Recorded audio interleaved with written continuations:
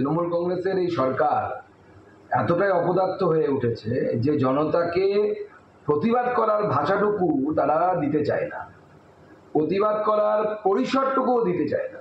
আজকে মাথাভাঙাতে আমরা যা দেখলাম, যেভাবে তৃণমূলের গুন্ডা বাহিনী নেমে সাধারণ মানুষকে চড় থাপ্পড় মেরেছে, আমি সাধারণ মানুষের কাছে আহ্বান করব যে পুলিশ যদি এদেরকে গ্রেপ্তার না করে, আপনারা এফআইআর করুন।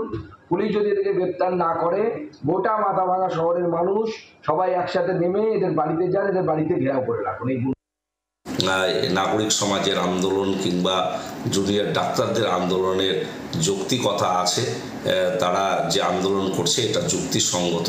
স্বাভাবিকভাবে এই আন্দোলনের প্রতি কেউ যদি আক্রমণ করে থাকে, কেউ যদি স্ট্রিট পেন্টিং মুছে দেয়, এটা অত্যন্ত নিন্দনীয় এবং একটা লজ্জাজনক বিষয়। আমাদের দলের কেউ জড়িয়ে আছে কি না আমাদের কাছে নির্দিষ্টভাবে খবর নেই। যদি দলের কেউ জড়িয়ে থাকে নিশ্চিতভাবে দল ব্যবস্থা গ্রহণ করবে। তবে কারা এ ধরনের ঘটনা ঘটিয়েছে বা কী বিষয় হয়েছে আরও বিশদে জেনে আমরা পরবর্তী বিষয়টি জানাবো।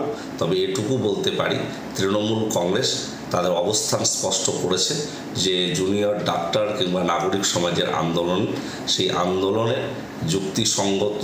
কারণ আমরাও যেমন আরজি করে দোষীদের চরম শাস্তি চাই, তারাও সেই শাস্তির দাবিতেই পথে নেমেছে।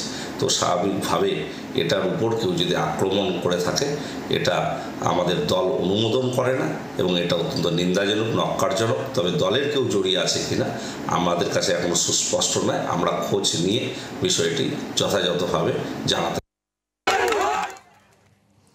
বিজেপি এবং তৃণমূল কংগ্রেসের বক্তব্য শুনলেন। যা হয়েছে তা নিন্দনীয়, দলের কেউ যুক্ত থাকলে পরে দল এটা অনুমোদন করে না, স্পষ্ট বলা হচ্ছে। এবং একই সঙ্গে বলা হচ্ছে যারা আন্দোলনকারী তাদের পাশে রয়েছে তৃণমূল কংগ্রেস। তৃণমূল কংগ্রেসের অবস্থান একেবারে স্পষ্ট করা হয়েছে এবং একই সঙ্গে নাগরিক সমাজের এই আন্দোলনকেও সমর্থন জানানো হয়েছে। বিজেপির তরফ থেকে গোটা ঘটনার সমালোচনা করা হয়েছে। দুটো ছবি আপনারা দেখতে পাচ্ছেন, একদিকে মাথাভাঙার ছবি, অন্যদিকে গড়িয়া মোড়, যেখানে পথে নেমে যে প্রতিবাদ কর্মসূচি চলছিল আর সেখানে এক আন্দোলনকারী মহিলাকে উত্ত্যক্ত করা হয়েছে। এই অভিযোগকে কেন্দ্র করে একেবারে তুল কালাম কাণ্ড।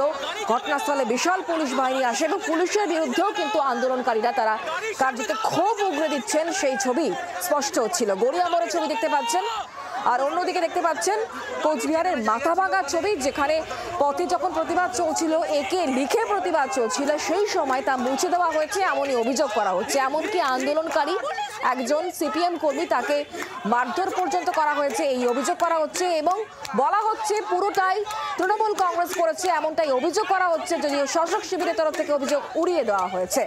দুটো ছবি দেখতে পাচ্ছেন, পথে নেমে প্রতিবাদ, স্লোগানে স্লোগানে যখন প্রতিবাদ চলছে, তখন এক জায়গায় এক আন্দোলনকারী মহিলাকে গড়িয়া মোড়ে, সেখানে এক মহিলাকে উত্ত্যক্ত করা হয়েছে। এমনই অভিযোগকে কেন্দ্র করে একেবারে গড়িয়া মোড়ে ধুন্ধুমার কাণ্ড। বিশাল সংখ্যক পুলিশ ঘটনাস্থলে আসে এবং পুলিশের বিরুদ্ধেও কার্যত আন্দোলনকারীরা তারা ক্ষোভ উগরে দিচ্ছেন এবং যে ব্যক্তি উত্ত্যক্ত করছিলেন বলে অভিযোগ, তাকেও ধরে ফেলা হয় এবং তাকেও মারধর করা হচ্ছে। সেই ছবি আপনারা দেখতে পাচ্ছেন।